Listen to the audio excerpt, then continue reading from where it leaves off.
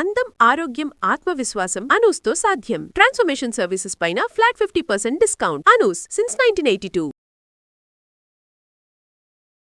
అందం అంటే మీరు ఇచ్చే నిర్వచనం ఏంటి? అందం అనేది మన చేతిలో లేదు, అది పుట్టుకతో వచ్చేది. సో దాన్ని మనం అందం అని డిఫైన్ చేస్తే కొద్ది మందికి మాత్రమే పరిమితం.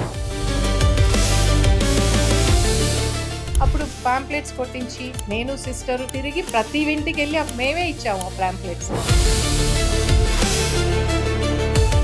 ప్రోడక్ట్ యూజ్ చేయటం అనేది అప్పుడు కొత్త. పబ్లిక్ లో నుంచి ఎలాంటి రెస్పాన్స్ వచ్చేది? అంటే పబ్లిక్ లో కూడా ఆ రోజు అనూస్ అనే పేరు కూడా ఎలా వచ్చిందంటే,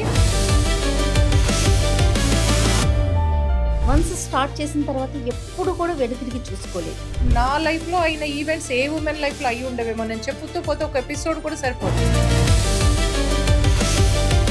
ఆ రోజుల్లో బయటకు వచ్చి ఒక బిజినెస్ వైపు ఇంత సక్సెస్ఫుల్గా వెళ్ళిపోతుంటే సొసైటీలో ఏం జరిగిందో ఎక్కువగా విమెన్నే బ్లేమ్ చేసే రోజులు అవి. నేను వద్దు చేయకూడదు అంటే నేను వెళ్ళిపోయాను. ఏడ్చో లేకపోతే బ్యాక్ వెళ్ళో ఊరికే గుర్తు చేసుకోనో అట్లా చేయలేదు.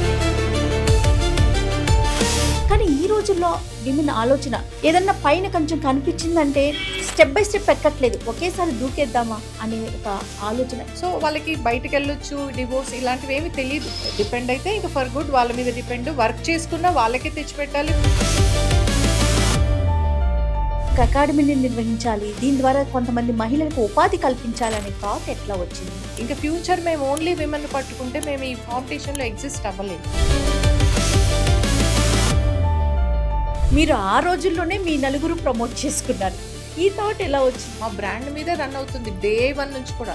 మేము రూపాయి కూడా వాటి పబ్లిసిటీ మీద ఇప్పటిదాకా ఎక్కువగా ఖర్చు పెట్టలేదు.